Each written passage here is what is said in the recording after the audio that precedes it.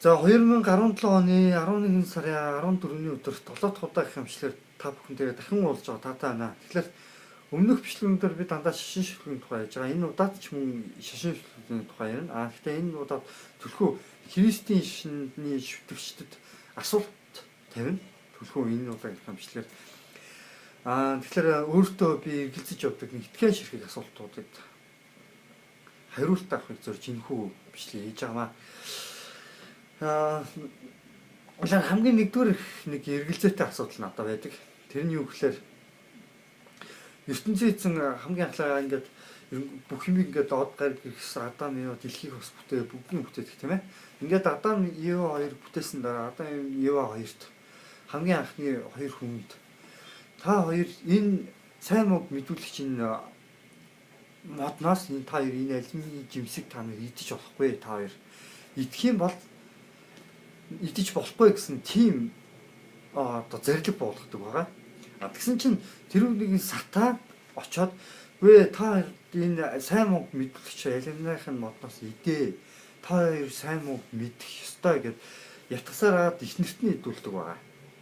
Ингээд тэр сатан одоо могооны хэлбэр төрсөд ороод очиж ятгадаг шилтгэлтэй хоёр хэлтэй мэлтэй болгоод ингээд ятгасны үр дүнд эхнэр нь хамгийн түрүүнд тэр за тгийе гэж зөвшөөрөөд тэр алимны тэр сайн мөнгө мэдүүлэгч модноос алимны модноос нь иддэг байгаа. Эдснийгээ дараад нь яадаг гэхээр боломж юм байна. Энийг идлээгээд чи буруутахгүй гэд нөхөртөө өгд юм шүү. Тэгээд нөхөр нь ч гэсэн мэдээж хайртай эмэгтэй өгөнд ороод идсэн. Тэр сайн мөнгө мэдүүлэгч алимны модноос нь идээд хоёулаа сайн мөнгө мэддэг болдог. Ингээ сайн мөнгө мэддэг болсноор яадаг гэхээр эхнэр нь хоёр мөмө одоо чинь навчаар далдлал нөхөр нөгөө нэг юугаа навчаар далдлал ингээл ертөнцийн эзэн гэдэг тэр бүхний бүтээгч нэг нь одоо тэр Адам Ева хоёрыг хараад мэдчихдэг ба. Та хоёр миний зэрлэгийг зөрчлөө, сайн уу та хоёр мэддэг болчихжээ гэд тэр хоёрыг шийтгдэг байгаа. Шийтгээд Диваачангаас хөөдөг байгаа. Диваачангаас хөөг та хоёр ингээ одоо хөвширч өвтөг боллоо. Ажил хийж өөрснийхөө өргөө амьдраа. Одоо ингээ өвчин зовлонд баригдаж хөвширч өвнэ та нар гэж шийтгээд дэлхий рүү цөлдөг байгаа. Тэгэхээр энэ дэр нэг асуулт яг ингээд асуулт ялч өөр ирэхгүй ураа гараад иж байгаа юм та. Юу гэхээр хүмүүс эрхчлөөг маш их өндөрөөр үнэлдэг байгаа тийм ээ. Эрхчлөөг маш их өндөрөөр үнэлдэг. Гэтэл эрхчлөөний төлөө одоо ардчлал гарч ирэл хүний өв хөлөг эрхчлөө, сурч мэдэх эрхчлөө гэдэг зөндөө олон эрхчлөө байгаа тийм ээ. Амьд байх эрхчлөө. Тэгтэл энд ямар эрхчлөөг нь богдуулж байгаа гэдгийг та бүхэн сайн бодоод үзтээ.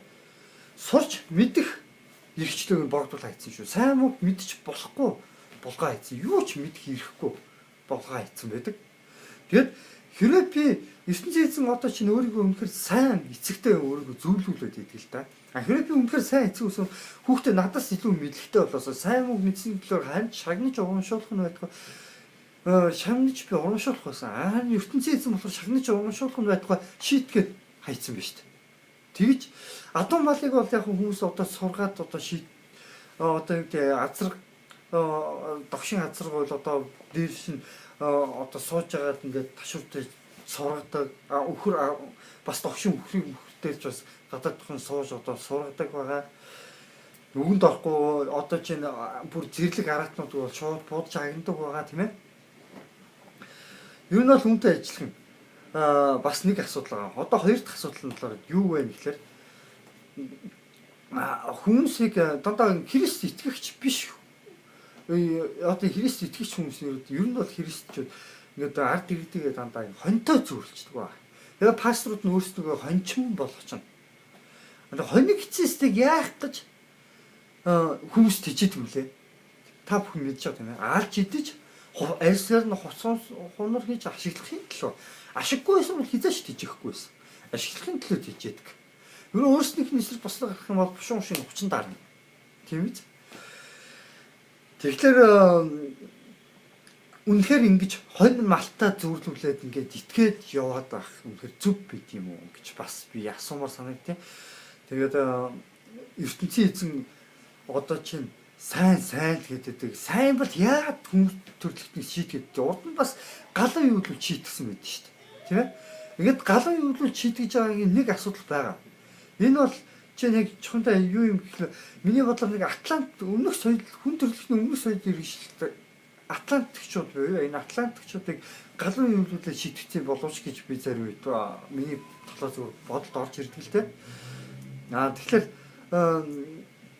яг юу гэх гээд нэглэр сайн гэж дандаа яагаад шийдэж идэм бэ гэсэн нэг ийм асуулт аа. Дээрэс нь сатан яагаад сайн муу гэчээд яагаад хүн төрөлхтөнд мэдхийг өгөхийг хүсвэ гэсэн нэг бодол орж ирж байгаа. Дээрэс нь нэг юм бид ч Люцифер гэж бас байгаа. Люциферийг ертөнцийн эзэн өөрийнхөө хамгийн сайн дагалдчлаа. Люцифер хамгийн сайн одоо хамгийн тэнгэр элчүүдээс хамгийн хүчрэхгээ тэнгэр элчсэн гэж гардаг штэ. Тэгээд ертөнцийн эзэн өөдөөс ураад дайцсан гэж хэлдэг. Люцифер яагаад урагчваа? Үнэхээр сайн ертөнцийн эзэн бурхан байсан бол Люцифер урах шаардлага байсан уу? Би л одоо үнэхээр сайн өдөртөгч байсан бол би хизээч урахгүй. Үнэхээр муу хийсэн нэг нь үнэлдэггүй. Хамаагүй дарамтыг өгчээдэг. Эдгээр шудраг биш. Эрхийг нь боогдуулж идэг. Муу өдөртөгчийг яалтчгүй уруу хүн бол. Яалтчгүй уруу. Тийм биз? Люцифер үнтэй адилхан миний бодлоор тэгээд урвсан юм шүү гэсэн нэг юм бодлоо орж ирж байгаа. Тэр та бүхэн иймэрхүү асуултнуудад бас хариулт өгөөрэй гэж хэлж байна. Тэгээс тэнгэр эзэн анхлаад од гариг ирэхс дэлхий ингээд бүх юмнуудыг ингээд бүтээгээд эцэст нь ингээд хүмүүсийг бүтээгээд тэнцэнэ амьдруулж исэн гэж байгаа. Тэгээд дараад нь бас гэгдхэн хөөгдөх босон чинь одоо дэлхий рүү та нар ингээд хөөгдлөө гэдэг. Тэгээд одоо дэлхий дээр яг бүтээхдээ дэлхийг яг нэг хүмүүс төрүүлж бүтээгээд юу яасан юм уу? Альсвал дэлхий рүү одоо цөллөгдсөн газар юм уу гэдгийг бас ойлгох хэрэгтэй. Яа гэх юм бол бас Люциферч дараад нь ялагдаад залаад ялагдсан. Гэхдээ яг нь сатан Люцифер хоёрыг бас сүүлийн үед зарим газрууд бас хоёр өөр зүйл гэж бодоод байгаа. Би ч бас энэтэй бас нэгдээд ер нь бол хоёр өөр зүйл баг гэж би бодоод байгаа. Яг тийм нэг зүйл гэж бас боддог хүмүүсээс байдаг. Люцифер буюу сатаныг нэг зүйл гэж боддог хүмүүс байдаг. Харин би энэ хоёр зүйлийг би бол хоёр өөр зүйл гэж би бодоод байгаа. Тэгэхээр энэ итгэн асуултанд хариулт авах гэсэн. Тэгээд магадгүй Христ итгэгчдийн зүгээс над руу нэлээд атак ирж магадгүй доромжлол ирж магадгүй. Тийм болохоор та бүхэн соёлтой байж доромжлол биш зөвхөн шүүмжлэл зөвхөн миний асуултанд ээлдгээр хариулахыг би хүсэж байна. Тэгээд энэ удаагийн хамшлаа үүгээр өндөрлөё.